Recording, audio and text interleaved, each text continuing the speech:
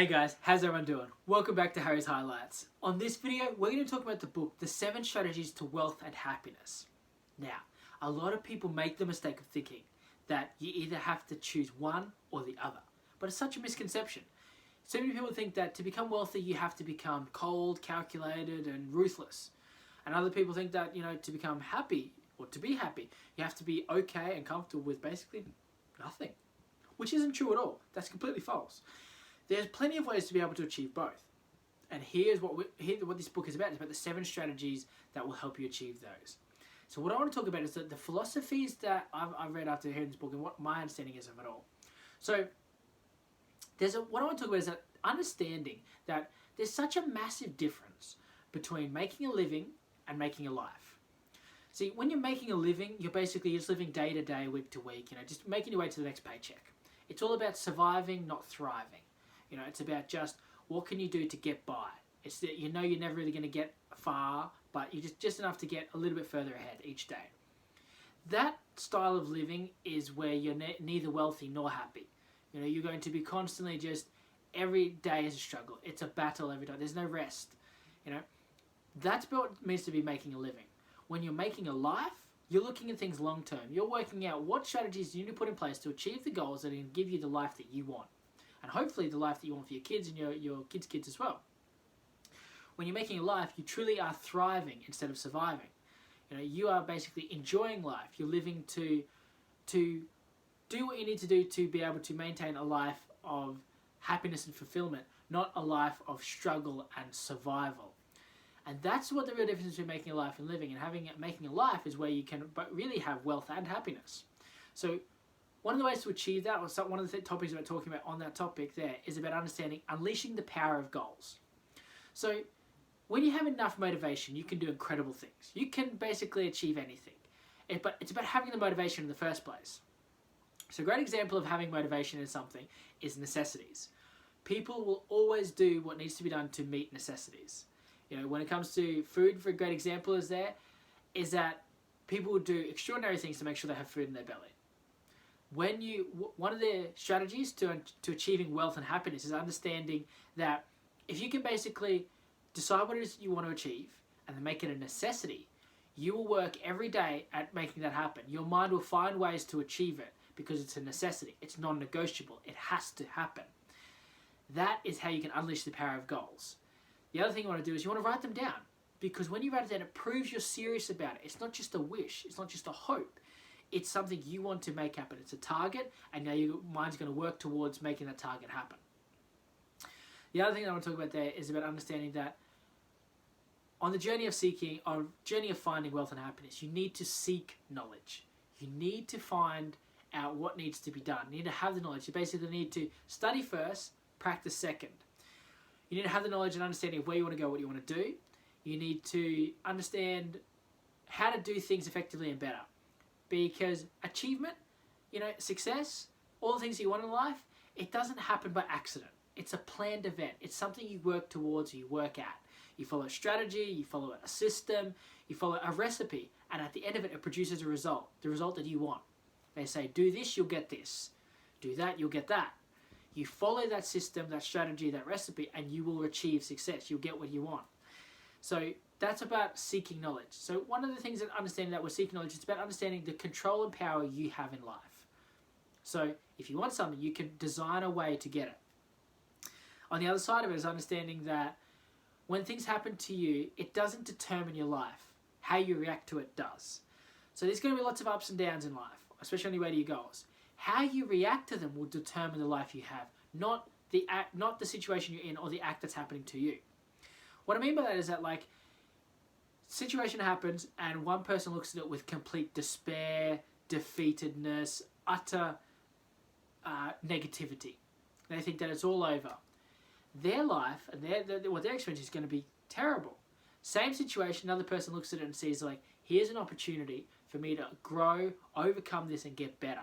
So whenever something like this happens again, and it might quite possibly happen again, I will have the skills, the knowledge, and the know-how to be able to overcome this almost effortlessly.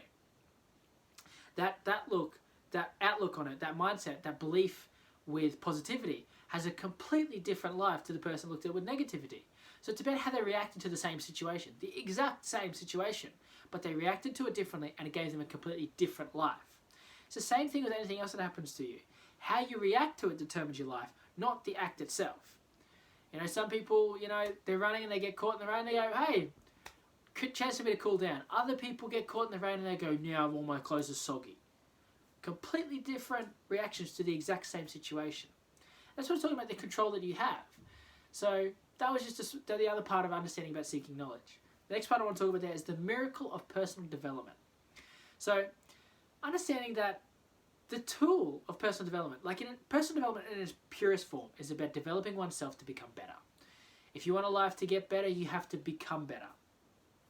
There's no ifs or buts about it. The reason why, for example, people win the lottery one day and then shortly after have less money than when before they won the lottery, some even go bankrupt, is because they weren't prepared for it. They didn't prep themselves. They didn't grow to a point where they could handle that. You know, they say, another great saying is that if you want to earn more, you have to become more. Part of that is understanding that when you get a promotion, when you get a pay rise of any kind, of anything like that, it's because you either know more, you know, you've got better skills, you stepped up somehow, in some way. It's always about becoming more. It's not about you stayed the same, they just gave you more rewards. You want more out of life, you want more rewards out of life, you need to become more. You need to do more. And how you do that is by developing yourself. The miracle of personal development is that it's a very simple concept, but sometimes it can be a little bit of a difficult strategy. The problem with it is that not enough people do it for long enough to be able to give themselves time to succeed. They go, I want the results now. And what happens when they don't get them? They give up.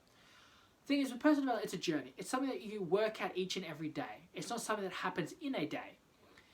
It's understanding that, like, the reason why, like, you know, the sword is sharp is because it's been polished and grinded away at multiple times, not just once. It had to be sharpened over time. And same thing with you and your personal development, the person you become. You grow and mold and are sharpened and polished over time.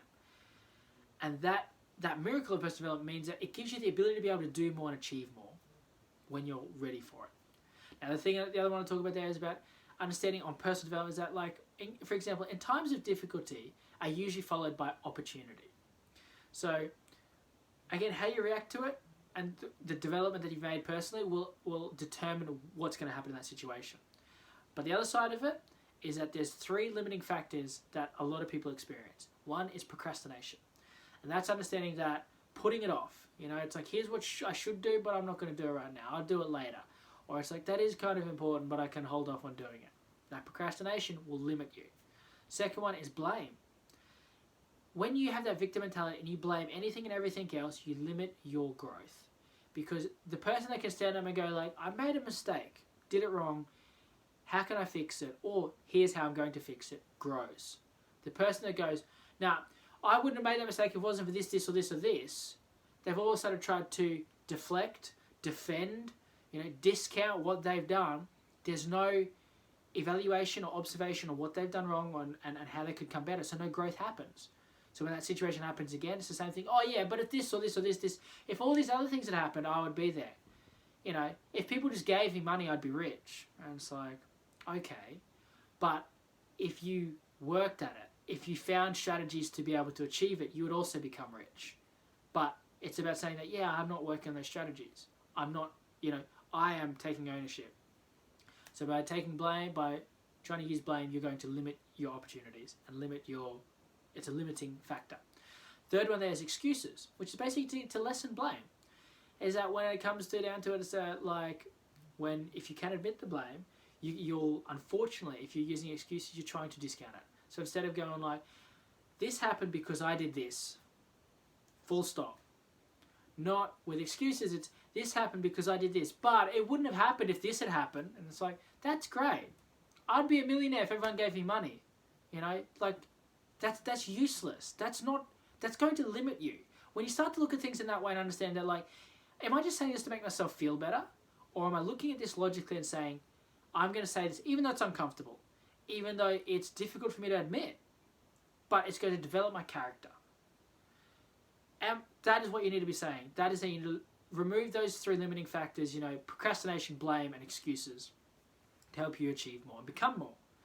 The other one they talk about there on the 7 strategies to achieving wealth and happiness is understanding you've got to control your finances.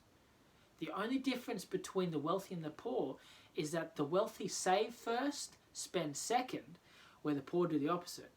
They spend first, save second. How many often have we got friends or even ourselves that have said that, like, I'm just going to get this, this, and this, and then I'm going to save the rest.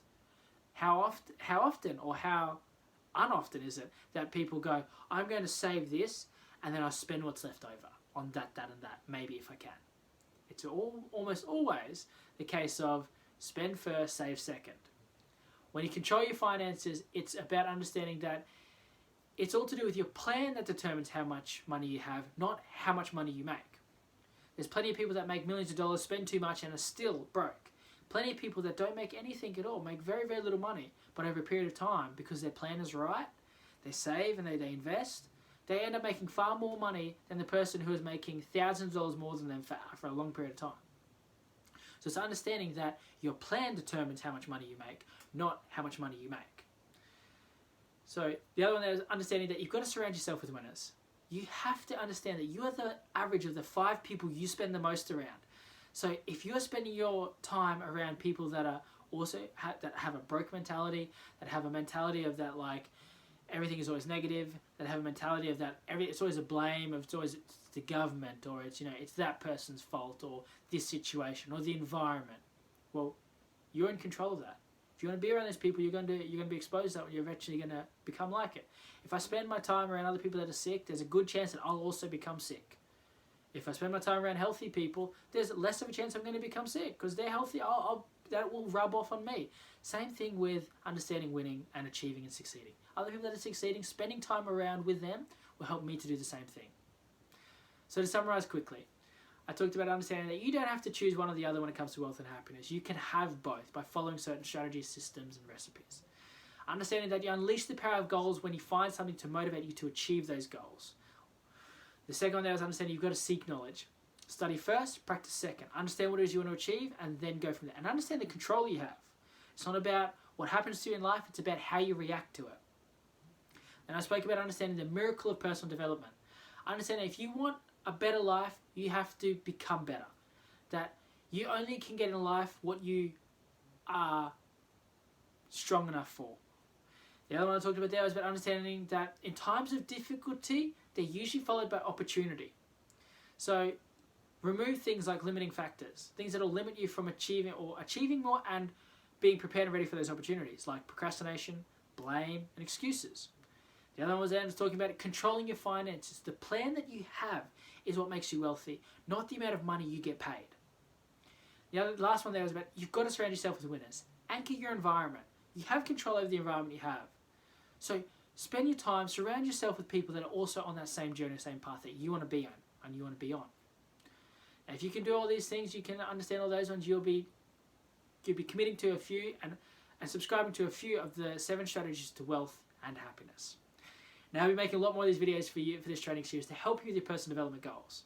That's all for now though, so until next time, leave a comment below on what you like the most and I look forward to sharing more with you in the next episode of Harry's Highlight.